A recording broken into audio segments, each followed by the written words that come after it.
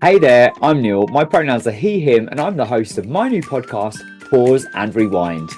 I'll be chatting to changemakers, thought leaders, and role models who all share a common goal. They're striving to make the world a more inclusive place. And let's face it, we need it. Each guest has a unique story when it comes to doing their thing, and we often know who people are in the now. But how much do we really know about them? Pause and Rewind takes a moment to explore the experiences in my guest's life that led them to where and who they are now. Because everyone loves an origin story. We'll dive into tales, anecdotes, and what makes our guests tick. So, are you ready to pause and rewind?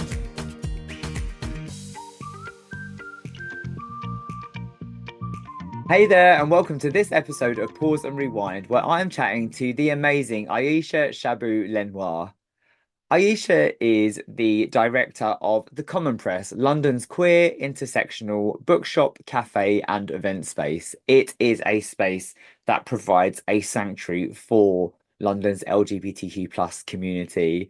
The events they have are really varied. They're really informative, educational, entertaining. I organised an event there this year as part of Trans History Week, which was a poetry night. It was beautiful. It's a really flexible space that just brings people together. It's an important space. There are very few queer spaces that are not centered around partying and alcohol. And as you know, I'm a big advocate for those. And I just love the fact that Aisha is, leading the crowdfunding attempt to help make it an independently run, queer-owned and queer-led space. So I encourage you to get behind the crowdfunder, support, donate, go to one of their events, purchase your books there, and help make this a reality. They're crowdfunding until the end of October. The goal is 100K, and you can make a difference. Aisha is also head of community engagement for UK Black Pride. I volunteered with them last year. I'm a big fan of UK Black Pride, and so we talk a little bit about that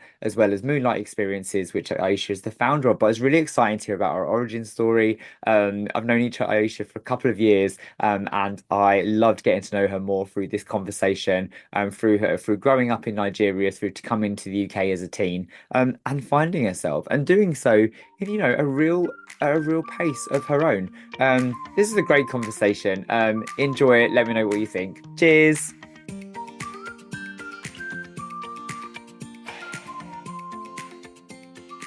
Hey Aisha, how are you? Welcome to Pause and Rewind. Oh, thank you. It's wonderful to be here. Oh, it's so good to have you here. I always start with this big question for my guests. What does the world look like for Aisha Shaibu-Lenoir right now? Right now, because summer is gone, it's looking very gloomy It in is. physically. I missed the summer already, and it hasn't been that long. And then at the moment, the future is looking uncertain. I say uncertain, and interesting because politically, life, everything just feels like it's all up in the air in Mm. certain respects. So I think, yeah, right now that's how it's feeling. But at the same time, it feels hopeful. So That's a good place to be. And I think that uncertain, there has been a bit of unrest, particularly kind of in the UK lately, with everything that's going on with horrendous racist riots. Politically, we feel it feels quite unstable still, even though we've got a new government. And a lot of the guests on this podcast are either saying, messy, shit show. We've had like loads of different variations of those responses. So I really feel all that. But hopeful is a good place to be, right? yeah, absolutely. We need a little bit of hope every now and then to get through all the shit show, I guess. Oh, That's all of it. Absolutely. Well, we're in it together, and I know that community is a fundamental part of who you are and how you show up in the world. So, for those of you that might not be familiar with your work, are you happy to share what you're doing right now? Yeah, I feel the essence of who we are and how we can navigate the world really is rooted in community. And it's something that a lot of us say, but I think actively showing up, actively actually engaging in it and building all authentic communities can be hard in a city like London. Often it's easier if you live in smaller towns, villages. And also, I feel when you're not in the West, it's so much easier to have this sense of community a lot quicker. But yeah, I feel that for myself, all the things I've done over the last couple of years has kind of led me towards doing more things within the community. I started off in terms of being a research scientist, and then over the years now has led me to being at the Common Press. I'm one of the directors, and I've been part of the project for about 3 years now, since its inception. And that's where I am today to talk about, I guess. Absolutely. For those of you that don't know the Common Press is London's queer intersectional bookshop, cafe, and event space. And for me, it really does represent community as such a community hub, and it's so important. Tell us what's going on with the Common Press right now and how people can support it. Absolutely. So, over the last couple of years, I mean, we all know as a queer community, our spaces are constantly in decline. And also, we have realized for so long that a lot of the LGBTQ venues in London, in the UK, and also all across the world doesn't serve like our diverse community. I'm talking about feeling safe or feeling like you belong, or spaces that prioritize who you are, you know. Because traditionally, I would say because of the Molly houses, because of Soho, a lot of our gay venues and queer venues are run and were created by gay men. We have had queer women run spaces, we've had lesbians run spaces, we have trans people who are running spaces and have done in the past, but not many. So when I started with the Common Press, the idea was to create alternative spaces, spaces that don't prioritize alcohol, places that can help build communities, give access to creative to also grow and nurture what they're doing and who they are. And if you are a person of color, if you're a queer woman, if you're non-binary or trans, often a lot of the venues within London doesn't feel like it's for you. A lot over the years have done well to adjust, to adapt, to improve certain things. But sometimes I feel in order to really um, create what you want to see, you have to do it yourself. You have to come together with other people, collaborate in different ways to form new ideas and bring it to life. So the Common Press started that way, where we had an ally that wanted to support the community. She's not queer, well, she's not from the community, and she just thought, hey, I have this space. You could, turn it into something that the community might want. So fast forward 3 years later, we've built this beautiful space. It's a beautiful queer bookshop, and it's a space where a lot of people feel like they can belong. We have intersectional books, trans-inclusive feminism. You have books on self-care, manuals for queer parents, somewhere where young people can come in, and authors of all variety of race and gender politics and progressive politics. It's just this beautiful sanctuary of like storytelling, where even as a local or queer community member, you can come, you can meet others, and you can share your passion at the same time.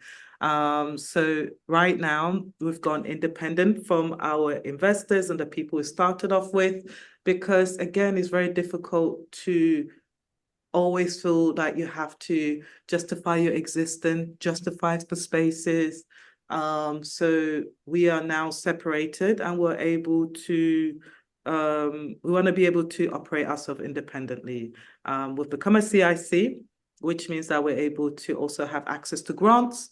But also it means that, we will be 100% queer owned, run by us, led by us, and also for the community. So we're currently crowdfunding for 100K to make this all happen today, tomorrow, next year, 3 years, 10 years, because queer spaces need to stay. We do. I love that you use that word sanctuary as well, because when I go there, I feel that sense of belonging that you're talking about. I feel like it's a space for me. You know how passionate I am about sober spaces.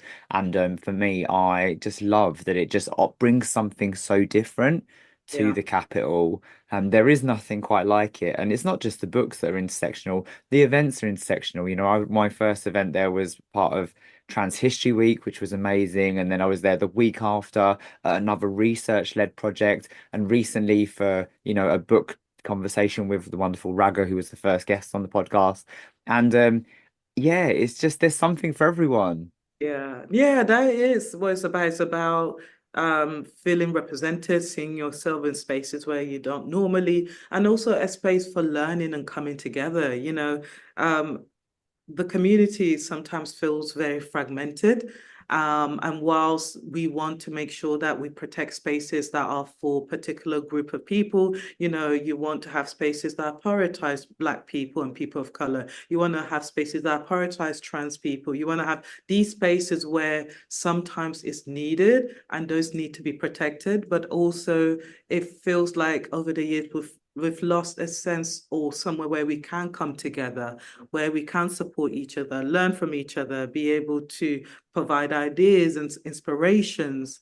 And I think the Common Press seems to be fulfilling that because there is a major gap in London where we don't have spaces to meet, to build movements. As Yeah. queer people, we've always led movements. Where do you come for those meetings? Where do you come to gather to create those movements? And yeah, the Common Press is really feels like that.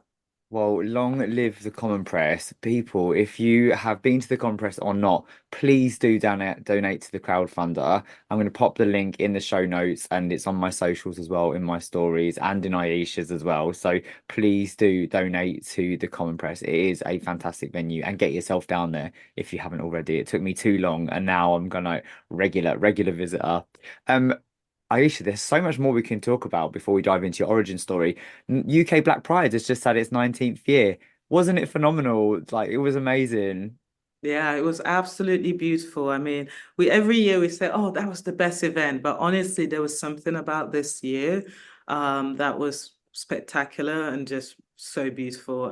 Yeah, the energy. I mean, you were there, the people, the talks, the music, all the performers were absolutely incredible. And this just kind of setting us up ready for next year, which will be Yeah. the 20th anniversary. 20th year. That's so Yeah. crazy. Um, what was it like managing the volunteers this year? Like, that's what you do, you head up volunteers. I mean, I loved my volunteering last year. This year I came as an attendee. Last year I volunteered, had such a good time. Yeah, no, the volunteers play a crucial role in like keeping the event safe and making sure that the event can happen. Because we need, we don't always have all the capacity. We've got actually a new volunteer manager, Abby, who you might have met. I'm now head of community engagement. Oh, Um, yeah, which has been great to also have like a bigger team for us because as time goes by, we need extra support and a lot of people in the community give their time to be able to make UK Black Pride happen. So this year definitely has been the best and we're hoping next year will be the same. get involved, everyone. If you want to give back, if you want to show your allyship, then get yourself onto the volunteer team for UK Black Pride next year. I had a great time, so I highly recommend. And finally, before we dive into your origin story, Moonlight experiences as well. Yeah, yeah. I've had so much fun in terms of being able to make my passions, the things I love, and to make them again like a job. So Moonlight Experiences started a couple of years ago, because I traveled a lot. I was solo traveling, and I realized that it was so difficult to access a diverse range of things as you travel, but also having the tools to be able to feel safe and navigate the world in a different way. Moonlight Experiences is all about kind of pointing you and signposting you into where the queer community is. And wherever you travel, being able to have hosts who will be able to take you out, be able to tell you about the history, the culture of the city that you're in. But again, it's all about thinking ahead in terms of how we spend our money as we travel. As queer people, we travel 3 to 6 more than heterosexuals. So, I mean, there's also a way of us to put back in our community as we travel. You know, if you go to Paris or if you're in Lisbon, you know, you want to support an equivalent of the Common Press. You want to go to an equivalent of Dawson Superstore or VFD to see the creatives, to make new connections and friends and create a different form of network, but also to experience what it is like to be queer in London, in Paris, in Nigeria, in all these spaces, because as queer people, we are everywhere. You know, Yeah, we I've are. so many incredible queer people from Dubai. There's a whole big trans community in Dubai who are existing. And, you know, it's just so beautiful to be able to have those insight, often away from, you know, our perception of what queerness is, because often the media doesn't portray everything. So yeah, it's really important to be able to have that in person with somebody that you would also be safe with. Oh, well, it's brilliant the work you do, and I love yours and Lexi's travel adventures together. You know, the Queer Nomads. I think it's brilliant. Aisha, I am so excited to hear more about your origin story. Are you ready to pause and rewind? Yeah, let's do it. Let's pause and rewind. Here we go.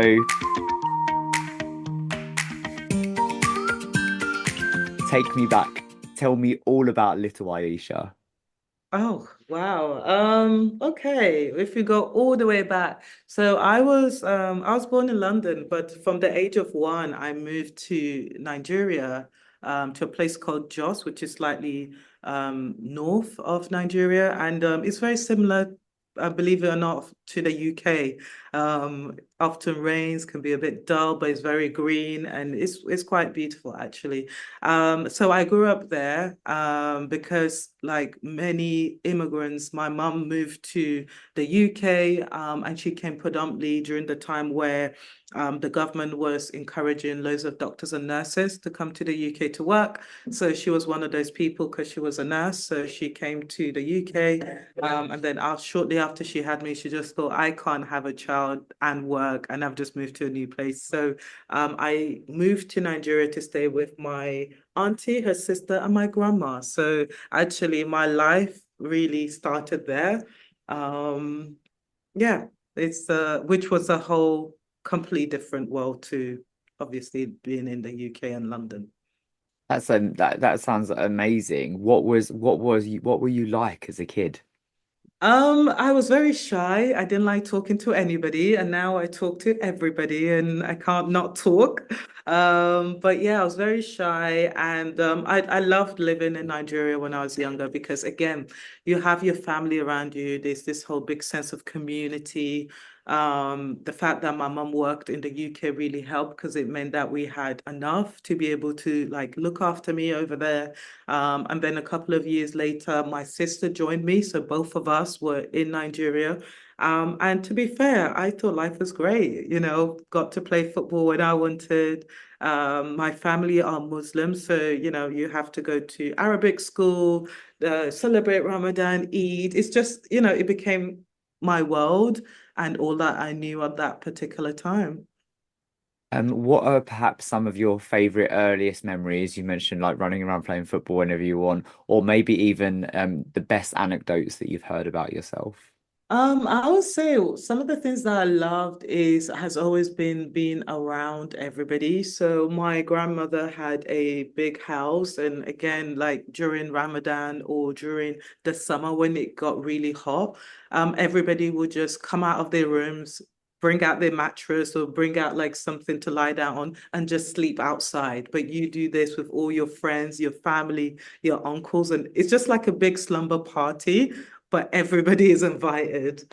So I often like those times because yeah, it was just really fun. You're there with your niece, or your cousins, and your extended relatives, and it just meant good food. You got to play a little bit longer, go to bed late. So yeah, I enjoy those times. Oh, lots sounds like lots of happy memories. What was school like for you? What were you like at school? Did you enjoy it?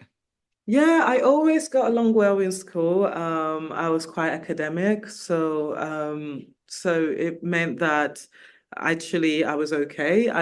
I didn't have a lot of self-confidence when I moved to the UK. So I moved to the UK when I was a teenager, started school in East London, in Limehouse. And I think the change from culture really shocked me Mm. because I grew up in a place where everybody looked like me. You know, we spoke our own language. We all were taught English, but English was a second language, and not the primary language we would speak. So when I came to the UK, I was really shocked. I was like, wow, there's white people here. You know, it was just very, very unusual. I was like, why is it bloody cold? What is this food? What are people, just the way in which you interact is very different. So that took me a little bit of time to settle in and to kind of integrate. Um, but then I just felt always shy because I didn't feel like, oh, this is not what I'm used to.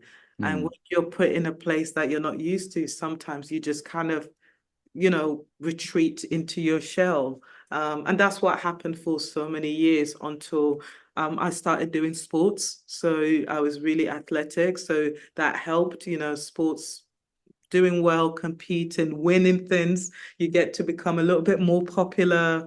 People seem to like you more and not pick on you. So all Mm. those things helped, in terms of how you build your confidence.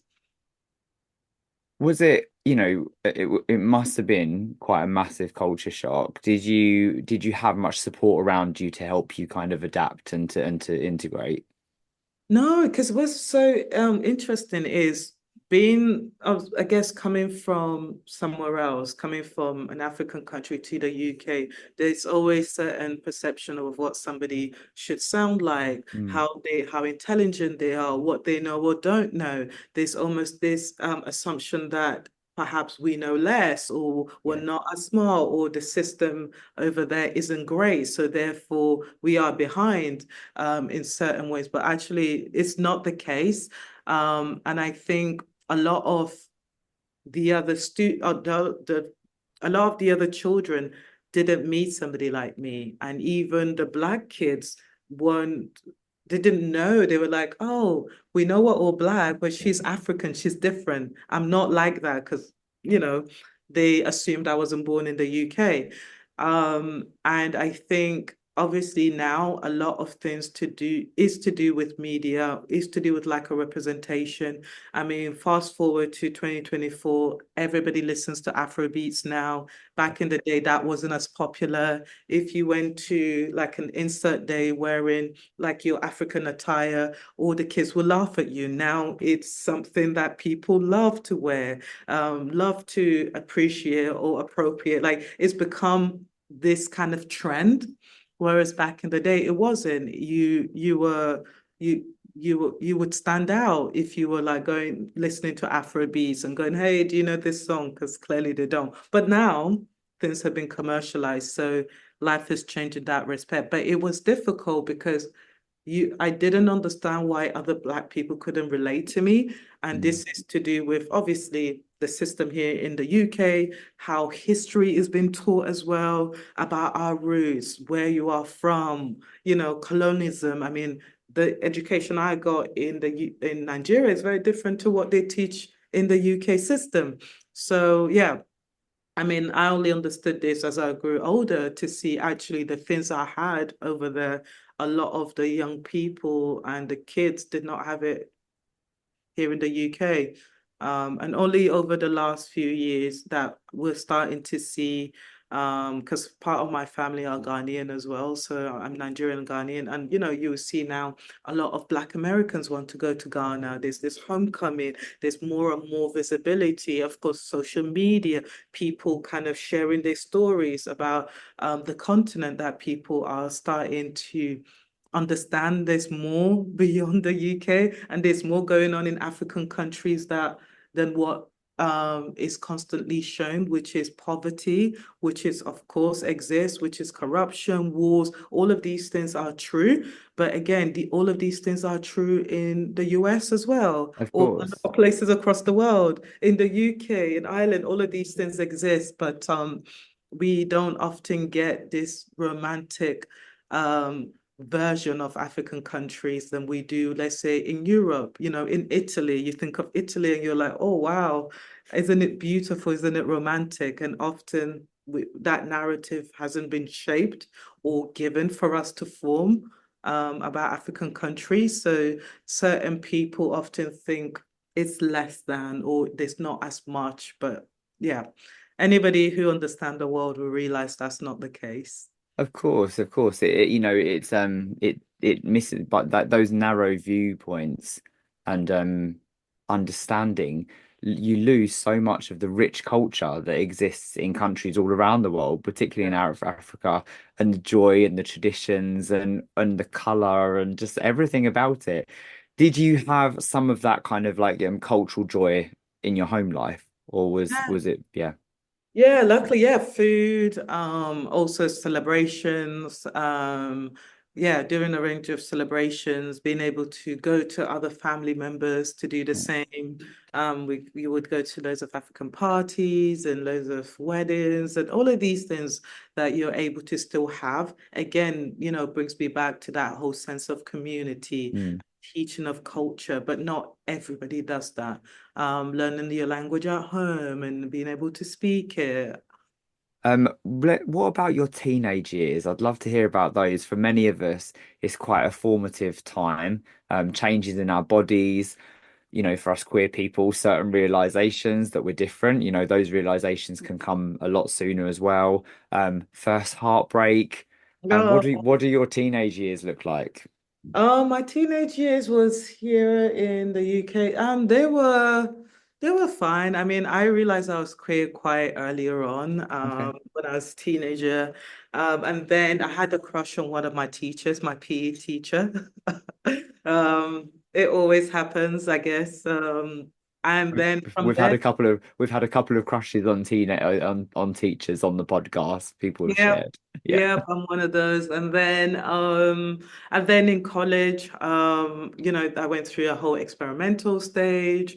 And again, like as time goes by, different points of your life gives you different, I guess, narratives. When I was moving from secondary school to college, I was like, you know what? I want to be able to choose who I want to be as well. And so going to college was a great thing because in my mind, I was kind of going through and wanting to figure out who I am, who I want to be, what I like, what I didn't like, experimenting all sorts. And then when I went to college, I was just like wanting it to be organic and for it to kind of um, develop in whichever way it was meant to be. And I carried on playing football. I met a few queer people in the football team. And then again, in like little societies that you form in school. And I just became the gay in the school. And I was literally, everybody knows Aisha's gay. I had partners, I would go out with different people there. So a lot of people were aware that I was not straight. But then it was okay because I think a lot of people were figuring out who they were during those times as well. And fun enough, what's so interesting to see is fast forward now, there were so many people that, I got along with, but who I thought might be experimenting with their sexuality or gender or wanted to, but they didn't at that time. And now, being in our 30s, they've come out queer, they've transitioned, they've gone through, so many different changes in their life, which I think is so interesting and great to see. But when I was there with them in college and school, none of them said a word. There Right. was three or four of us that were out queer. Yeah. Everybody else was kind of in the shadows or just watching or pleasant. So we often felt like the misfits in this corner, a little of the emo kids on the side. I wasn't out at school, but I was at sixth form, and I really enjoyed being out and being able to be my free. Did you find it sounds like it came at quite ease for you, though? Like it sounds like you wanted to suss it out organically. It sounds like you just kind of like eased into it rather than it being this fraught decision. Yeah, I think so. I wanted to ease into it because I wanted to be able to understand what it was. Mm, And also I think I knew that because I was in Nigeria, I could be who I wanted to be in the UK, even though the representation wasn't great. It was very difficult because often when I saw queer people, they weren't people of color, they weren't Black women, they were often white women or gay white men. hmm And when you're not seeing yourself, you also tend to believe certain things that, queerness is just, it's not, being queer is un-African.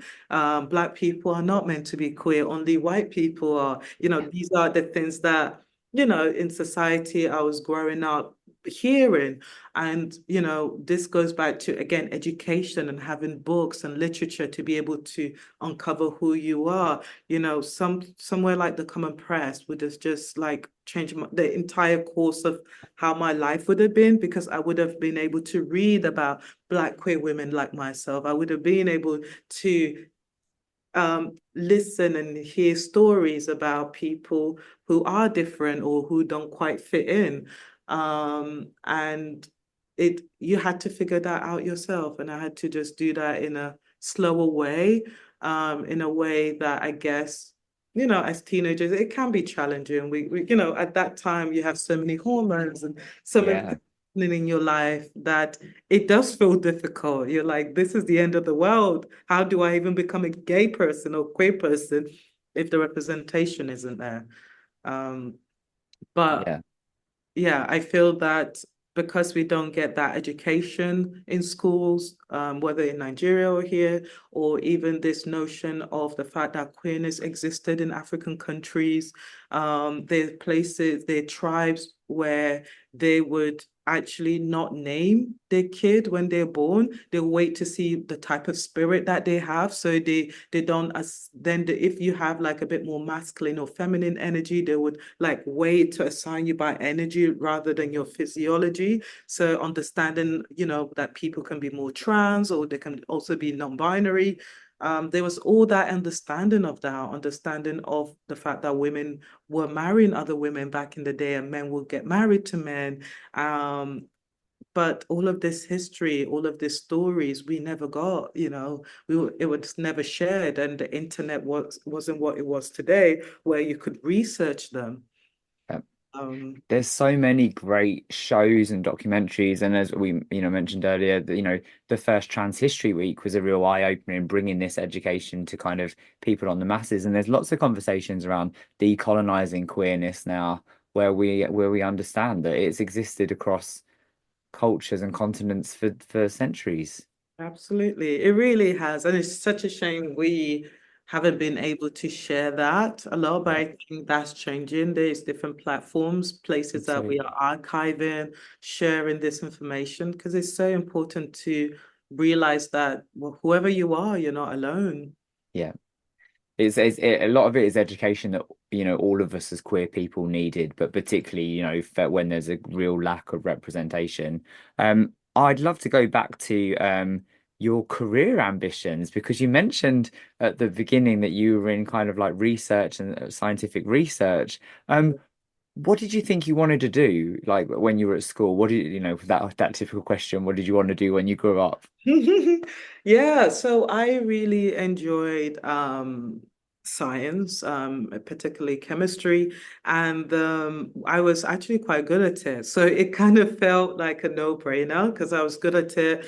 I enjoyed it, but also I enjoyed the physical side of, sports, especially football. So I was playing football at the same time whilst kind of studying chemistry at uni, which is what I ended up doing. And over that course, after I graduated, I just started working in different analytical chemistry labs, working in environmental labs and just different food chemistry, and pharmaceutical kind of labs as well, where we did a lot of drug developments for various charities, Alzheimer's, cancer research, just a quite range.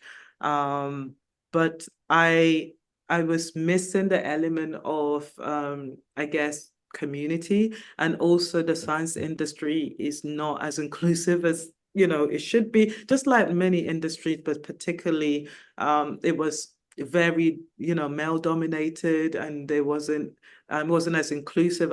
When you think about science or health, biology is very different. Mm. It has more women, more people of color. Again, if you want to be in medicine, that's different. But specifically when we're talking about chemistry, very white, like male dominated field. So after kind of working in it for about 7 years, I just felt, you know what? I'm quite fortunate to have worked in the industry that I studied, and I've enjoyed it, but I just felt that it's not something I needed to carry on doing. I could always come back should I wish to, but actually I wanted to do more of the things that I also loved, which was hosting events, doing things within the community. Whilst at uni, I was volunteering for an asylum seeker and refugee charity. So I was doing that all of the 7 years I was in Norwich, which is where I studied. And I just felt like it's more of the things I wanted to do. So when I moved to London, that's when I joined UK Black Pride, because I wanted to kind of keep that element of, you know, volunteering and supporting the community. And then through that, I kind of built through to Moonlight Experiences, always kind of seeing how we can shape community and support each other. And then ended up here at the Common Press through all of that journey. That's amazing. So you kind of navigated quite a different career flex from being in science through to what you're doing now. And obviously, creating inclusive spaces using all of that, your own experiences as well, to culminate in Aisha that we see today. Yeah, absolutely. Was there perhaps a time when you look back at your either your career or otherwise and think maybe a time that felt like a failure that turned into something good? Yeah, I think it's all about like perspective and understanding like different learning experiences. And I think it's maybe to do with I don't know, maybe I would say it's very hard. For me, I would say it's football, just because that was something I really loved. And I couldn't pursue because I got injured. Oh. And when I look back, I'm like, oh, I would have been like not a rich footballer, but I would have been a footballer who can just be able to play and enjoy. And for me, that side of things, I felt that potentially maybe I could have also explored to Mm. work in the sports. Because when I got injured, I just felt it couldn't be for me anymore. But again, it's always similar things where at that time I would find myself being the only Black person on the football team. Being in Norwich, there was a lot of racism, there was a lot of homophobia. So again, being in these spaces, it was very difficult to feel like you can belong, but also to feel like you could achieve even more just because you didn't see yourself in it. It Mm. felt like there is only so far I could get until we hit that glass ceiling that we know does exist for women, for Black people, for people of color, and then the queer element as well. The So intersection. Yeah. yeah, those intersections were not looked at the same way we're looking at them today. So I feel like a lot of marginalized people, people of color, do end up missing out or not creating things to their ability because of, you know, this lack of access as well. Yeah. Yeah, having worked at university for over a decade, access and educational attainment and progression and stuff, it's really hindered by, your identity, your ethnicity. Do you think that do you think there's still enough attention when it comes to access in sport and education generally? I think it's better than it used to be, but I just feel like being in 2024, we should have done a lot more. Mm. We in general, I find that so many things are being talked about, but we're not having the actions. Yeah. We're not strategizing enough so that we can actually bring about that change. And this also goes to our community. We have a lot of community issues ourselves.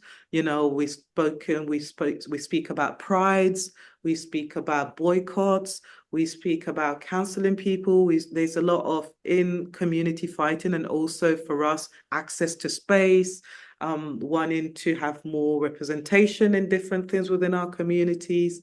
And I feel that all of those things are necessary and needed. But the other element we haven't been paying as much attention to is how we build together. Mm. How are we coming together and tackling some of these issues? The need to have more space. How are we coming together as, I don't know, 10 organizations to actually build a better future so our LGBTQ spaces don't constantly close? How are we looking at, amplifying or changing prides or supporting prides? How are we looking at, the disparity within our community when we talk about race, when we talk about gender? It's okay for us to all wanting to be in our separate spaces. But the one thing right now I think we need to be aware of is the far right and the extreme. A lot of the extreme things that are happening in the world are organized. Yeah. I'm talking about churches. I'm talking about these movements that are being created to destabilize politics, to destabilize other countries in the world, whether it's war, whether it's for a political agenda. These things are organized. And as a community, we are almost oblivious that is going on.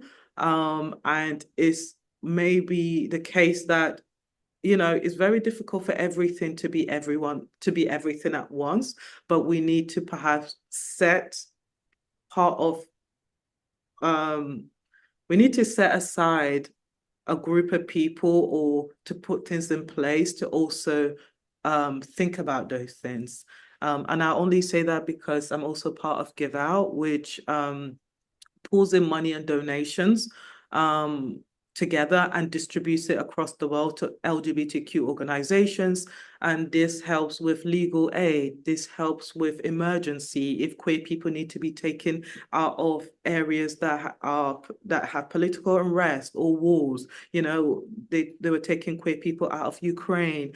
And if there's a disaster, what do we do as a community? Climate change affects a lot of queer community, especially people Hmm. from the global south, Black people and people of color in these countries. So what are we actually doing in terms of supporting ourselves and building resistance to these things? Because eventually, when certain things happen, the people at the bottom, which are often queer people, Black people and people of color, are the first to be affected. Yeah. So how are we putting things together to empower ourselves and to support ourselves? And I don't think it's something that a lot of us are thinking about right now, and which is so important. And as a community, it's not like we don't have the resources, we don't have the money, we do. If as a queer community, we were a country, we will be the sixth largest economy in the world. Yeah. This is not, we're not saying that we don't have resources. We do. It's just that we haven't been thinking of the best way to utilize them and to feel the things that we want and to feel the changes that we want to see. Yeah. I can hear the passion coming through as you're talking about it. It's, I think you're right. We're just not there yet as a community of where we need to be. Yeah, yeah. And I think it's just about having a handful of us that do want to do these things and to start coming together a little bit better, Yeah. start building, because ultimately, I think the best way to protect ourselves as a queer people from a lot of these things that are happening, whether they were racist, transphobic, um, is to unite better and to be able to support each other. And other times, just like a family, it's still okay to have arguments and to Of fight. course. Nobody's saying you can't do that because, Yeah. it's still necessary and is an important part of growth. But what about how we build solidarity? I think is something we should be thinking about for 2025 and beyond. Absolutely. Absolutely. I'm going to bring it back to your origin story for now. And I'd just like to ask about someone who has perhaps shaped you the most along the way. Oh, I would say my mom. Okay. Um, yeah, my mom. I think also, yeah, she has done really well, I guess, and also especially with getting used to my queerness and accepting it. And it's something that, when I think about, I think, of course she should. Like, why not? This is something that she needs to accept and she needs to learn to accept. And recognizing that it's not always easy Hmm. for parents to get there, but I think it's important to give them the chance to. And I would say if they're willing to and they want it enough, they will get there. So for me, it's my mom, and obviously to my wife, Lexi, who is, we've been married for 2 years now, and 2 years already. years. I remember looking at the pictures at the Yeah. time. It's such a gorgeous wedding. Yeah, yeah, we've been married for 2 years. We've been together for 7 years. And so, yeah, it's beautiful to be able to have people around you that can see you grow Hmm. as well, and to be able to just grow with each other. So yeah, I would say, yeah, my mom and my wife. That's beautiful. If it's okay to ask about your family, you said your mum has been accepting. Obviously, kind of, when you come out as queer, our families should be there and they should be supportive. In terms of coming out as a queer Black Muslim woman, has the response from your other family members been as accepting and progressive? Not really. I think I tend to focus on the people that want to learn and want to be there and want to be Mm, accepted. And I think it's very difficult to um, give your energy to everybody. yeah. Um, and I think taking things slowly is a good idea. And, some of my family members, they don't accept it and really have come to the realization I don't care. Yeah. So so and the people that want to be there or do want to try, those are the people that are still in my Yeah, life. And for other things also, you do have your friends, you do have your chosen family, I would say. you do. And also they play a key role in who you are. You're having your chosen family, the likes of Lady Phil and so many of my friends that have become family as well. And then also having your, I guess, your paternal or your your blood relatives are still there as well. And I've just kind of gone to I just taught myself to just think about what I want, really, and at the end of the day, and the future I want to have. Because when you focus on everybody else, then you're not living your life. And that goes to what your parents want you to do when you're younger and, the visions that they have for you versus your own. And I think at some point, you just have to go, you know what, this is my life, I want to live it and Yeah. go for it because it's better not to have regrets, I'll say. Absolutely, and sometimes you have to put yourself first. I mean, this is a topic around families is a topic that comes up a lot on the podcast in terms of kind of, navigating your families and their feelings of perhaps disappointment or not matching up to their expectations and that feeling of not belonging. It's come up a lot on here, and actually there are many reasons that people do choose to walk away from their families. It's not just queerness and sexuality. Sometimes your belief systems as a queer person don't marry up with theirs, and that's okay to say goodbye. Yeah, absolutely. And I think it's also, as long as you feel safe to do so, and, Mm. we talk from a place of privilege Yeah, of where we course. are able to be here in the UK to be who we want to be, but often it's not the same for other people. No. Well, some people come out later because they didn't have a choice. And I think when you get to that moment, you would know, what is right for you at that particular time. But yeah, for me, for the people that don't want to be for me, then it's okay for them not to be in my life, Yep. and those that do, to have them. Yep. You're living your life. Yeah, exactly. And they're living theirs. We're all happy. We Yep. can we can coexist, just not on the same plane of We reality. I'm here for that. It is the reality. And chosen family, right? Chosen family are everything. Um, that was a nice little segue into my next question. Does happiness and success look and feel how you thought it might? Um, I think so. Yeah. Yeah, I think so. Happiness and success, is something that is so difficult to be able to quantify and to be able to describe.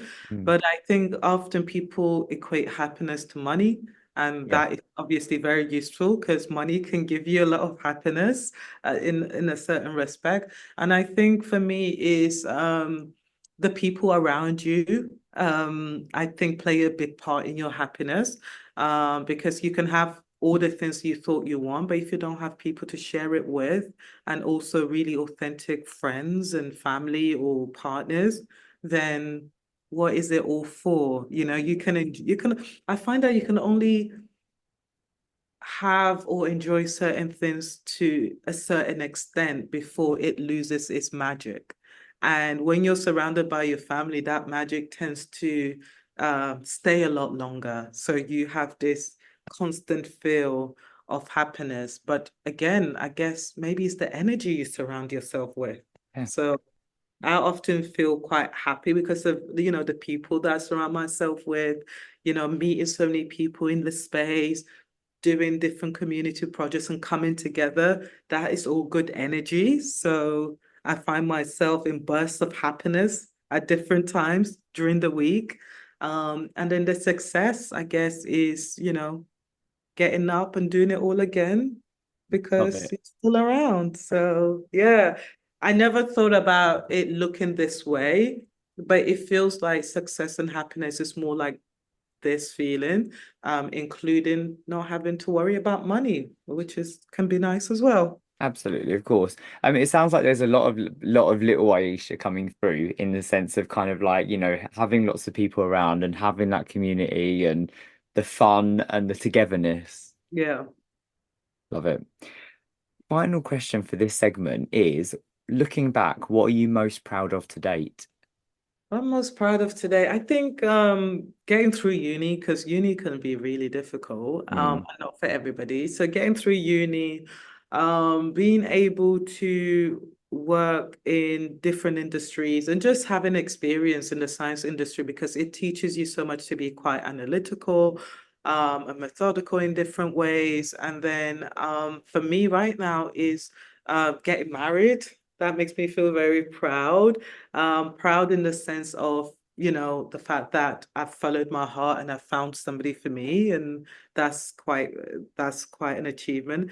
And then also the communities that I'm part of, I feel quite proud to meet so many incredible people and to be part of their stories and to be part of their lives. Yeah, they make the world feel less alone and more beautiful. So yeah.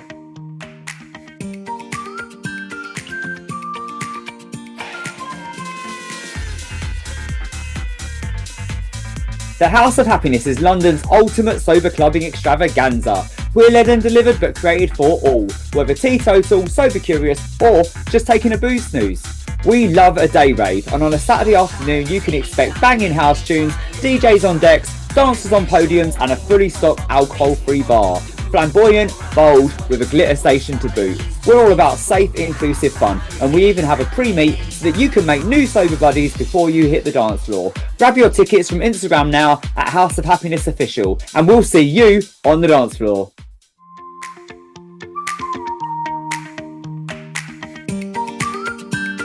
Are you ready for some quickfire questions? Go for it.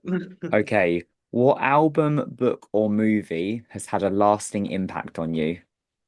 Oh my God. Oh, I always say, oh, it's so hard to choose. I don't like this. I'll say if it's an album, I can't even choose. I'll say back in the day, I loved Missy Elliott. Anything with Missy Elliott or Eve, I will say that. Can I say one? I'll say You can Missy. say both. You can say both because they're both Oh, Missy both Elliott. killer artists. Yeah, they were just, oh, I just loved their vibe back in the day, in the 90s. They were just doing so So much, good. breaking, boundaries and just they were standing out, especially Missy Elliott, and I love that. Same. But Eve was a really underrated Right. artist. Yeah, Right. I agree. Exactly. yeah, Exactly. There's love something it. about them. So I would say that because music, because back in the day, with your DVD player and, your CD player, your Walkman, we just were, because we didn't have phones. So we Yeah, would spend maybe too long just listening and recording and trying to like capture things, in our definitely top 40 on a Sunday with a cassette player. Like, yeah, exactly like making your own mixtapes. those are some beautiful moments. So that's why, yeah, I decided to choose Miss music. Missy and Eve, love it. What's a saying you live by and one that you'd put in the bin? Oh, saying that I live by, right now I can only think of like tomorrow is another day. Okay, So that's one saying. And one that I'll put in the bin is, I like it, but I don't like to think about it, but nothing lasts forever. I want to put okay. that in just because it feels kind of bittersweet. It's It's a, yeah, it's a bittersweet thing. it's definitely got a bit of sweet tinge to it. What's been the best adventure of your life so far? Oh, best adventure. I'll say traveling around the world with my wife. That's been the best adventure. Traveling around the world, getting married, just, building our life together. Yeah, I think that's probably gonna be the biggest adventure of them all. Big, beautiful adventure. What three words would you use to describe you and your origin story? Oh, me. Me and my origin story. I will describe myself as compassionate. Yeah, I'll describe myself as African, and I'll describe myself as queer, compassionate African queer. I think I'll make that into a social media handle. I love that. It's beautiful. Let's fast forward a little bit. What exciting things do you have coming up? So at the moment, we have a lot of wonderful fundraising campaigns and events that are happening at the Common Press. And then what I also love at the end of the year is getting away, and seeing, Lexi's family in France or spending time with my family during like the festive holidays and the end of the year, New Year, and yeah, New Year's Eve. I know it's only September, but before you know it, Christmas and New Year will be here. This year is flying by. What brings you joy? What brings me joy? I would say is taking a break through Mm, traveling because it's so good for your well-being and mental health. And then also being surrounded by my loved ones. That brings me joy. fantastic. What takeaways do you have for anyone listening wanting to create an inclusive space? Just do it. But also, apart from just do it, is do your research, find different people to collaborate with, work together. There's this thing where we don't have to constantly keep building new things. We can also add to the existing things. So if there's something you want to do, think and go, oh, is somebody doing something similar? How could we make that grow better? Or how can I be part of it so it can be bigger? Because as a queer community, potentially, I think that's been the root of not the route that we haven't been thinking about. I always wanted to do things in isolation, but Yeah, actually do it as a community and make it bigger or it lasts longer, I would say. yeah, sustain. I think it's just that longevity and sustainability is something Yeah. that's lacking when someone just goes off and sets up a project without doing the research. Yeah, yeah, absolutely. But I would just say, yeah, for people to go out there and to follow the things that they want to do and to Yeah, try it. It's always worth a try. absolutely. My final question for you is this. What words of encouragement or wisdom do you have for anyone out there to help them get to wherever they're going? I would say be patient with yourself, be kind to Mm. yourself, and don't be worried about making mistakes. Mistakes help you grow and they take you towards the right direction at times. So it's not always a bad thing. And then also volunteer. You never know. Give your time to something that so that you don't have to constantly think about yourself. Find ways to develop yourself through different things and meeting other people. I think it gives you so much, giving your time up for others, and you will gain so much in return, probably more than you realize. So I absolutely echo that. I love my volunteering. It has introduced me to so many wonderful people and experiences. I honestly I stand by it. A lot of the things that I've got through life, work, it's come through volunteering or meeting somebody in that way. So Give absolutely back. recommend it. Give back. And with that, final plug for everyone. Please, please support the Common Press. If you can, head on over to the crowdfunder and donate. Show up to an event at the Common Press. Buy your books from the Common Press. It all makes a massive difference. Buy your books from independent queer retailers. Yeah, And then volunteer for UK Black Pride next year. Pick another event to volunteer for, but yeah. I highly recommend UK Black Pride. Aisha, I'm so grateful for this time with you. Thank you so much for pausing and rewinding with me. Oh, thank you for having me. I've enjoyed this. Yeah, it's really lovely to go down memory lane with you. Oh, nice chance to reflect. And I feel like I've learned so much more about you. So Oh, I will see you soon at the Common Press, I'm very sure. thank you. Thanks so much. See you soon. Bye. Bye. Bye.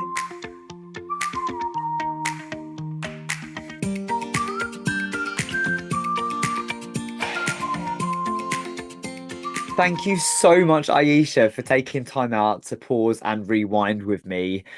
It was brilliant to hear Aisha talk about her childhood, growing up in Nigeria, and just being surrounded by family. Those slumber parties that she was talking about, and how much joy she got from being around lots of people. And you can see that now with Aisha and the way she is surrounded by her chosen family and, her UK Black Pride family, and how much joy that brings her from little Aisha through to today.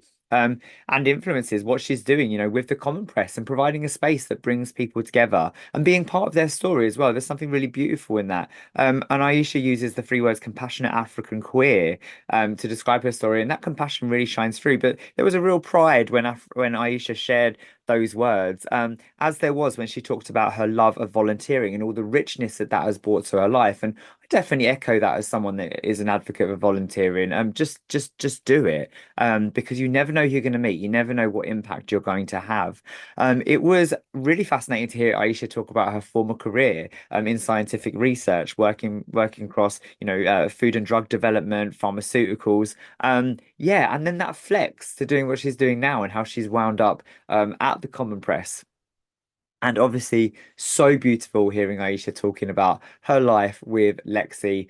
They really are a beautiful couple, and it's great to see them enjoying their travels together. And just, as Aisha said, just, building their life together. Yeah, it's so wonderful. And seeing her so happy, and all the things that bring her joy. I loved this conversation. Aisha, thank you so much. I urge you all to get yourselves down to the Common Press, check out the crowdfunder. You can make a difference. And yeah, it would be appreciated by everyone. It's such a beautiful, important space in the capital. Please like, subscribe, share this episode. Let me know what you think and stay tuned for more amazing guests on Pause and Rewind. Cheers.